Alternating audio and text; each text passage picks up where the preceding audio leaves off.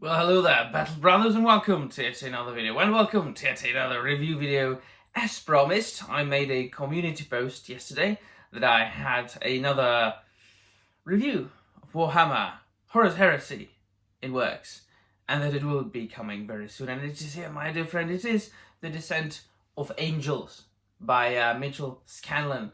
Well, of course, then, continuing in my Warhammer 40k and 30k journey.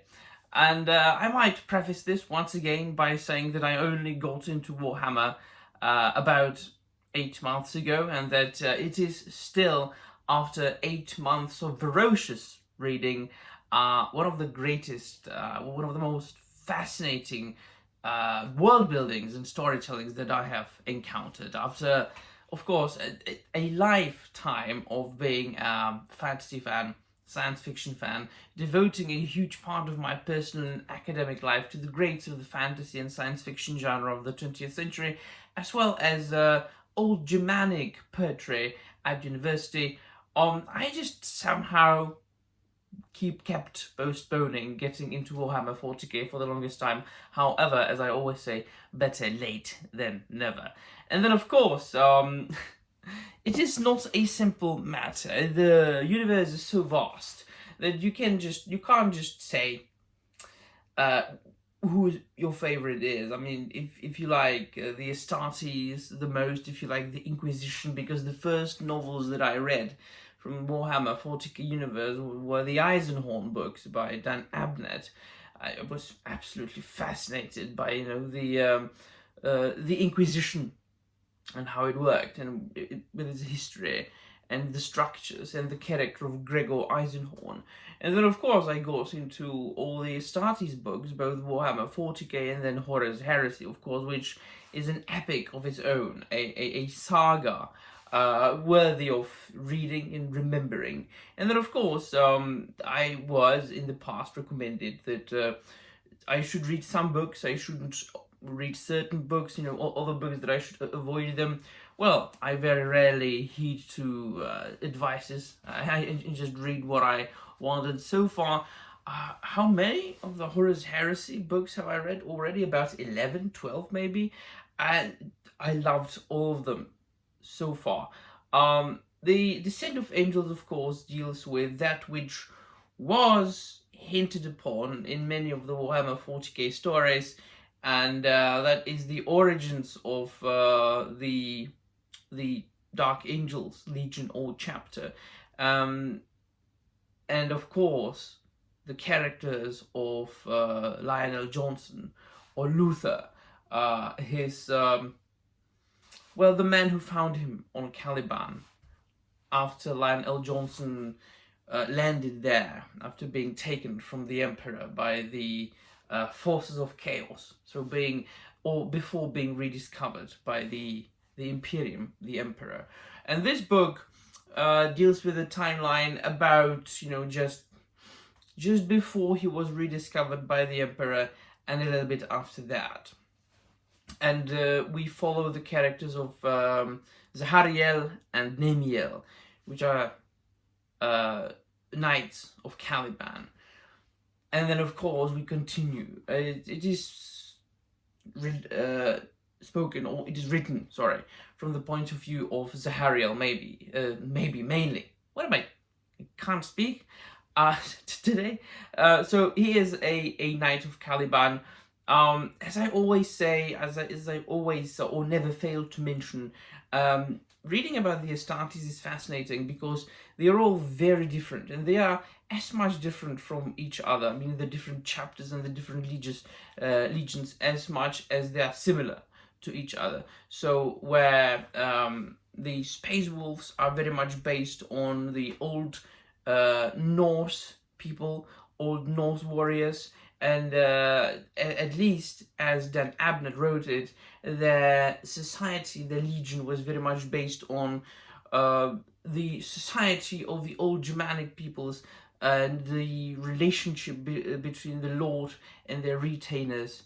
They have their own customs, they have their own culture, so to speak, micro culture within the entire universe and structure of the Imperium.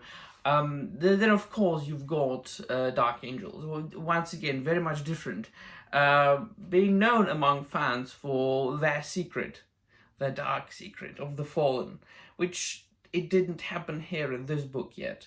And it very often comes from two things: their nature and their little quirks and personalities of the different chapters.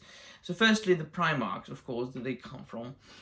In the case of Space Wolves, is Leman Russ. In the case of the Dark Angels, it's Lionel Johnson. But also the place they were recruited at and they were trained at. So whereas the Space Wolves, why do I keep comparing Space Wolves to the Dark Angels? Well, the truth is very simple. It couldn't be more simple. It's just these are my two favorite legions or chapters. So whereas the Space Wolves always talk about Leman Russ and the Fenris, the Dark Angels always talk about the Lion, and then of course Caliban, where they were, or most of them, not all of them, but most of them were born and raised and recruited in this time and a little bit after that. There's a long history.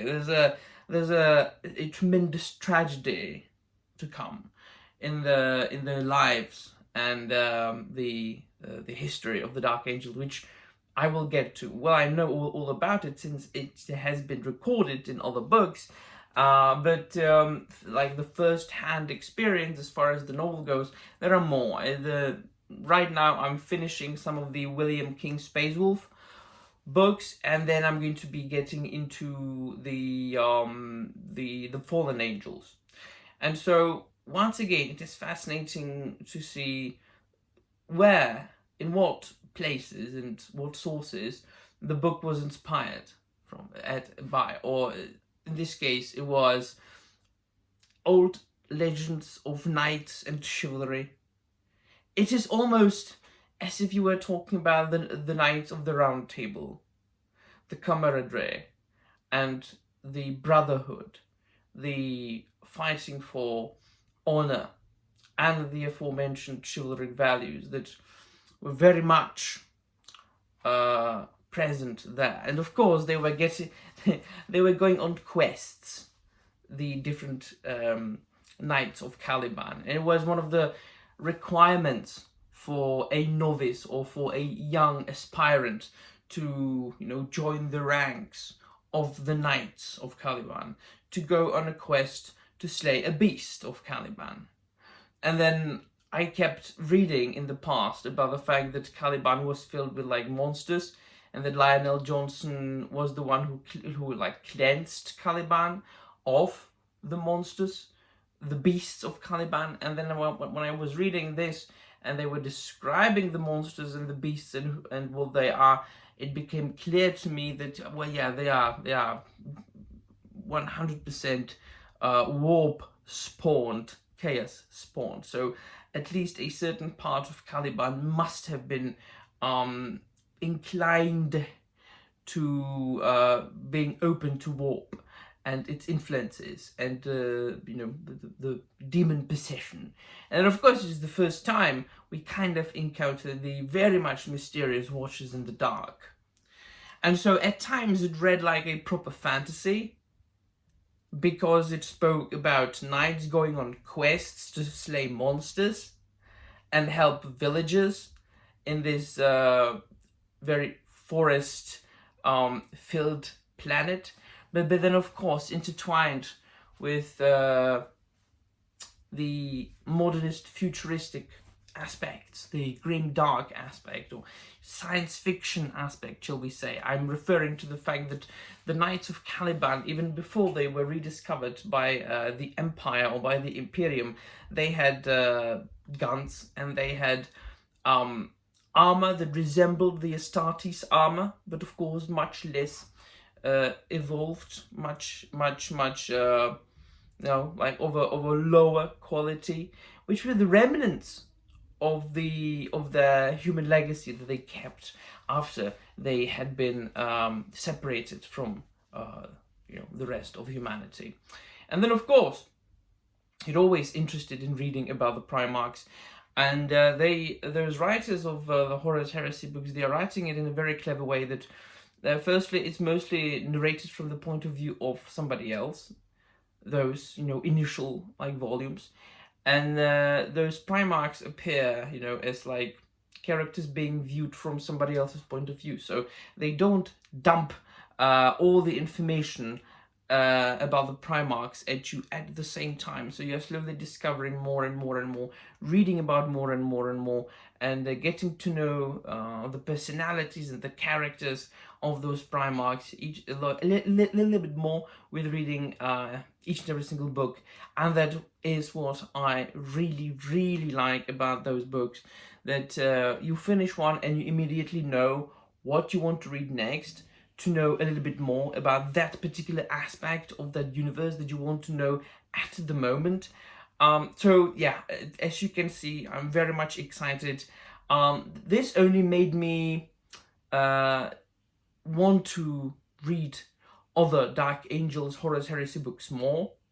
Well, I've already read some of the Warhammer 40k novels about Dark Angels, and I've read a lot of short stories, and so yeah, this is definitely, I'm going to read the Fallen Angels next, which I do think is precisely about the schism and how it all happened into detail, and what Luther really did, and is basically about the fallen, and how that 10,000 years tragedy of that chapter happened. So excited, 100% recommend, can't wait to read more. Let me know in the comments down below what you think, and that'll be all. Thank you very much for watching, and remember, the Emperor protects.